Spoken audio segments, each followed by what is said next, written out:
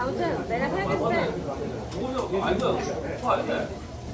내가 사람을 뭐 멋있다고 판단하는 기준 자체는 뭐냐면 인생을 대할 때 그 사람이 인생을 어떻게 대하는지 보는 거거든요. 삶을 대하는 태도 자세? 삶을 대할 태도 자세. 왜냐면은 되게 잘 나가는 사람들도 많고 사실 그치. 한 획을 그은 사람들도 굉장히 많은데 그 사람들이 인생을 대하는 태도를 봤을 때 내가 생각하기에 굉장히 뭐라고 해야 되지? 쉽게 생각하고 이렇게 삶을 되게 부질없이 하는 거를 보면은 그 사람이 아무리 대단하다고 주변에서 얘기를 해도 별로 멋있어 보이지 않아. 별로 존경하지도 않고 닮고 싶지도 않아. 내 위에 삶이 있어야 되는데 삶 위에 내가 있다고 생각하는 거지. 좋다. 그게 인간의 자만이죠. 근데 나는 그러니까 자만하는 사람은 도피하는 편이기는 해요. 내가 아무리 이런 말을 못하잖아. 올라가면 올라갈수록 저는 고개를 읽는다. 고개를 읽는다 아니 고개를 숙여서 익혀졌다.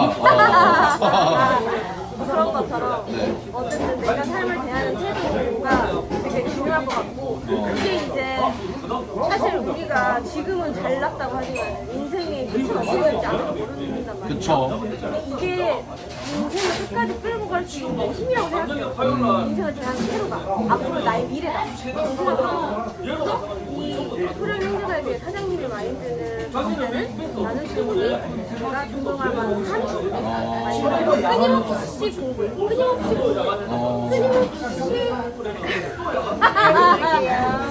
끊임없이 자기를 연구하고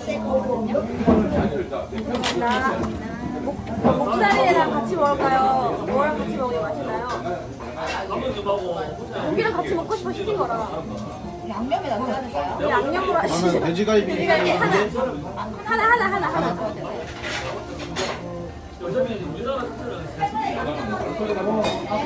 근데 요즘에 이 영앤리치가 여전히 끊기지 않거든요. 갈수록 더 심해지는 것 같아요. 이 20대, 10대 친구들은 SNS의 영향도 있고 그러다 보니까 말씀하신 그런 가치들을 저는 꼭 30대만 아는 게 아니라 좀 10대, 20대 친구들이 더 알았으면 좋겠어요. 사실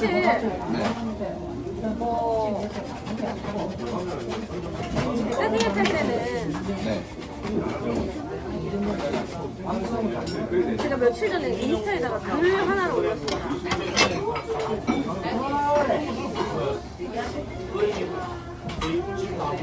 가만히 내가 생각해보니까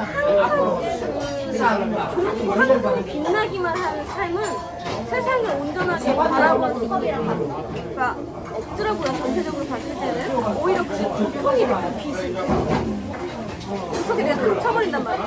그래서 세상은 아마도 우리에게 중간중간 시련을 조금 섞어주는가 보다. 그 빛이 온전하게 아름답게 보일 수 있도록. 그러니까 세상을 조금 아름답게 보이려면 어느 정도 굴곡이 필요하다.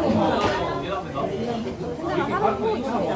제가 지금 겪어온 굴곡이 너무나 감사해진 거야. 그거를 생각하니까. 그렇지. 지나가는 다 과정이 돼버리는 거. 어쨌든 현재 거기에 갇혀있지만 않으면 된다는 말이잖아요. 어쨌든 그 어둠도 아름다운 빛을 만들기 위한 한 챕터 중에 하나인데 우리가 삶을 마감할 때 사실 삶이 이렇게 하나의 필름처럼 지나간다니까 쩍쩍쩍쩍 나는 죽어보지는 않았을지 모르겠지만 인생을 살 때 사실 그 모든 순간들이 배워봤던 행복했던 그 희노애락 자체가 그냥 그 자체로 의미가 있어야 것 같아요. 그러니까 근데 이게 포기하지 않아서 이런 이야기를 할 수 있는 거예요. 저도 이 라온니의 어떤 굴곡의 한 270분의 1 정도를 제가 이제 봤잖아요. 근데 거기서 포기하지 않고 지금 현재 26년 이 3월 말까지 이렇게 쭉 모시니까 그거 자체가 어떤 힘으로 쌓이는 거. 그냥 내가 움직이고 있는 모든 것이 나의 재료가 되는 거야. 그리고 나의 미래가 되는 거야. 그러니까 결론적으로는 또 본질을 따라가야 되고 오늘을 잘 살자. 그러니까. 그래서 우리 오늘을 잘 살았다. 짠. 혹시 내가 만든 말했다 이거 많이 들렸다.